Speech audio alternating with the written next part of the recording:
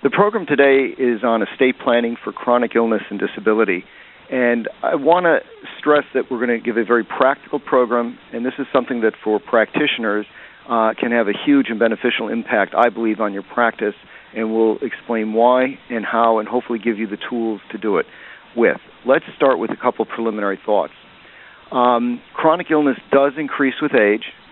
The aging population will face similar issues to those with chronic illness. That's important because all the tools or techniques or planning ideas that I give you in this 90 minutes that we have together will not only be applicable to the very significant number of clients that you have living with chronic illness and the challenge of chronic illness, but will also help you address the aging population generally. So these tools will be of value to all practitioners. And I guess the conclusion of that is that the number of clients that can benefit from what we'll be talking about is not only significant today, but it will be growing in time as the population continues to age.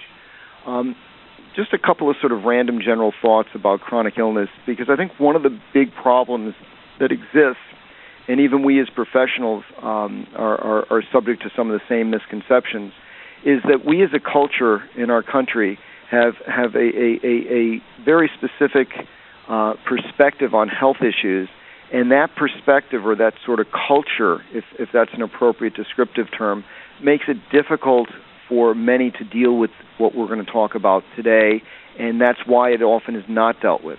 So in our country, when somebody's sick, as an example, what do? We go to a drugstore, Walgreens, Walmart, we go to CVS, and we buy a Hallmark Get Well card.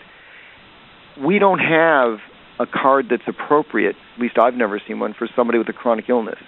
We tend to focus as a society in a very positive way on helping those with an acute health issue. We send them to a hospital, we make them better. But a chronic illness is something that we don't tend to focus on culturally. A Get Well card makes no sense for somebody that will only get worse and not get better. And that's exactly what a chronic illness is. It does not heal, it continues or progresses over time. So that's just one point. Another point to perspective. We all remember learning about Helen Keller in grade school, prolific author, political activist, lecturer, first deafblind person to earn a Bachelor of Arts degree, a woman that was dramatically ahead of her time in every sense with all her accomplishments. Would we view her as disabled, or would we focus instead on her unique and amazing abilities rather than her disabilities? Another concept. Diversity is a goal of every firm, and I'm sure every practitioner listening to this call, diversity is something that your firm has addressed. Chronic illness is as much a part of the diversity equation as any other aspect.